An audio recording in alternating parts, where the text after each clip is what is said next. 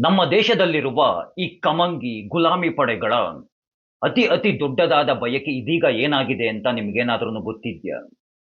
ಈ ಗುಲಾಮಿ ಕಮಂಗಿ ಪಡೆಗಳ ಅತಿ ದೊಡ್ಡದಾದ ಬಯಕೆ ನಮ್ಮ ಭಾರತೀಯ ಸೇನೆ ಅಮೆರಿಕ ಹಾಗೂ ಇಸ್ರೇಲ್ ಪಡೆಗಳ ವಿರುದ್ಧವಾಗಿ ಇರಾನ್ ನೆಲದಲ್ಲಿ ನಿಂತು ಯುದ್ಧವನ್ನ ಮಾಡಬೇಕು. ಆ ಯುದ್ಧದಲ್ಲಿ ನಮ್ಮ ಭಾರತೀಯ ಸೇನೆಯ ಒಂದಷ್ಟು ಸೈನಿಕರ ಪ್ರಾಣ ಪಕ್ಷಿ ಹಾರೋಗ್ಬಿಡ್ಬೇಕು.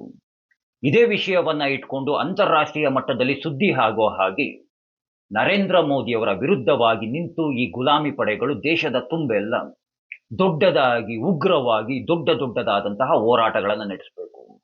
ದೇಶದ ತುಂಬೆಲ್ಲ ದೊಡ್ಡ ಮಟ್ಟದಲ್ಲಿ ಹೋರಾಟಗಳನ್ನ ಪ್ರಾರಂಭವನ್ನ ಮಾಡಿ ವಿದೇಶಗಳಿಂದ ಬರುತ್ತಿರುವಂತಹ ಇಂಧನದ ಪೂರೈಕೆಯನ್ನ ದೇಶದ ಒಳಗಡೆ ಬರೋದ ಹಾಗೆ ಸಂಪೂರ್ಣವಾಗಿ ನಿಲ್ಲಿಸ್ಬಿಡಬೇಕು. ಇಂಧನದ ಕೊರತೆ ಉಂಟಾಗಿ ದೇಶದ ಒಳಗಡೆ ಜನರು ದಂಗೆ ಏಳಬೇಕು.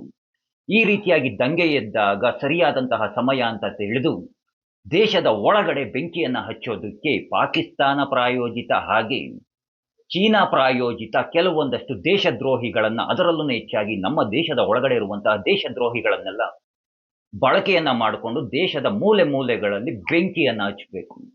ಬೆಂಕಿಯನ್ನ ಹಚ್ಚಿದ ನಂತರ ಆ ಉರಿಯುತ್ತಿರುವ ಬೆಂಕಿಗೆ ತುಪ್ಪವನ್ನ ಸುರಿಯೋದಕ್ಕೆ ಈ ನಮ್ಮ ದೇಶದ ಒಳಗಡೆನೆ ಗುಲಾಮಿ ಪಡೆಗಳಿದ್ದಾವೆ, ಬುದ್ಧಿಜೀವಿಗಳು ಅಂತ ಕರೆಸಿಕೊಳ್ಳುವಂತಹ ಪಡೆಗಳಿದ್ದಾವೆ, ಜೊತೆಗೆ ಈ ಎಡಚರರುಗಳು ಸಹ ಇದ್ದಾರೆ. ಇವರೆಲ್ಲ ಸೇರ್ಕೊಂಡು ಉರಿಯುತ್ತಿರುವಂತಹ ಬೆಂಕಿಗೆ ತುಂಬಾ ಚೆನ್ನಾಗಿ ತುಪ್ಪವನ್ನ ಹಾಕ್ತಾರೆ.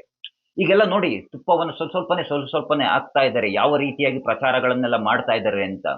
ಹೇಗೋ ಏನೋ ದೇಶದ ತುಂಬಾ ಎಲ್ಲ ದೊಡ್ಡದಾಗಿ ಪ್ರಚೋದನೆಗಳನ್ನ ಕೊಟ್ಟು ಹೋರಾಟಗಳನ್ನ ಪ್ರಾರಂಭವನ್ನ ಮಾಡಿ ಗಲಭೆಯನ್ನ ಸೃಷ್ಟಿಸಿ ಸರ್ಕಾರಿ ವಾಹನಗಳಿಗೆ, ಕಚೇರಿಗಳಿಗೆ ಎಲ್ಲದಕ್ಕೂ ಬೆಂಕಿಯನ್ನ ಹಚ್ಚಿ ದೊಂಬಿಯನ್ನ ಮಾಡಿ ಬಾಂಗ್ಲಾದೇಶ ಹಾಗೆ ಶ್ರೀಲಂಕಾದ ರೀತಿಯಾಗಿ ಎಲ್ಲ ಕಚೇರಿಗಳಿಗೆಲ್ಲ ಬೆಂಕಿಯನ್ನು ಹಚ್ಚಿ ದೊಡ್ಡದಾಗಿ ಹೋರಾಟಗಳನ್ನ ನಡೆಸಿ ವಾಮ ಮಾರ್ಗದಿಂದ ನಮ್ಮ ಯುವ ನಾಯಕ, ಅಂದ್ರೆ 55 ವರ್ಷ ದಾಟಿರುವಂತಹ ಯುವ ನಾಯಕನನ್ನ ಪ್ರಧಾನಮಂತ್ರಿಯಾಗಿ ಮಾಡುವಂತಹ ಆಸೆಯನ್ನ ಈ ಗುಲಾಮ ಪಡೆಗಳು, ಗುಲಾಮಿ ಸಂತತಿಗಳು ಹಾಗೆ ಕಮಂಗಿಗಳೆಲ್ಲ ಆಸೆಯನ್ನ ಇಟ್ಕೊಂಡಿದ್ದಾವೆ.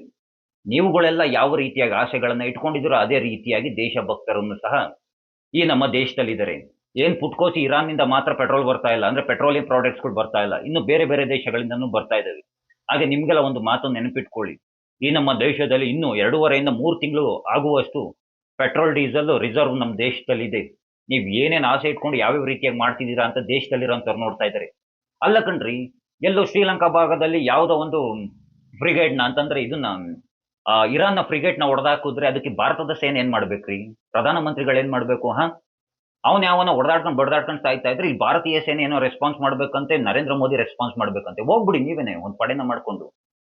ಎಲ್ಲೆಲ್ಲಿಂದ ಬರ್ತೀರಿ ನೀವುಗಳೆಲ್ಲ? ಏನೇನ್ ಹೇಳಿಕೆಗಳನ್ನ ಕೊಡ್ತಾ ಇದ್ದೀರಾ, ಏನೇನ್ ಮಾಡ್ತಾ ಇದ್ದೀರಲ್ಲ ದೇಶದ ಜನತೆ ನೋಡ್ತಾ ಇದ್ದಾರೆ, ಅದರಲ್ಲೂ ಯುವ ಜನತೆ ನೋಡ್ತಾ ಇದ್ದಾರೆ.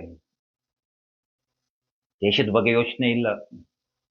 ಅಬ್ಬಬ್ಬಬ್ಬ, ಏನು ಒಬ್ರಾದ್ಮೇಲೆ ಒಬ್ಬೊಬ್ರು ಹೇಳಿಕೆಗಳು. ಅವು ಕೆಲವೊಂದಷ್ಟು ಸಂಘಟನೆಗಳಂತೆ ಇಲ್ಲಿ ನಿಂತ್ಕೊಂಡು ವಾರ್ನಿಂಗ್ ಅಂತೆ ಆ ದೇಶದವ್ರಿಗೆ.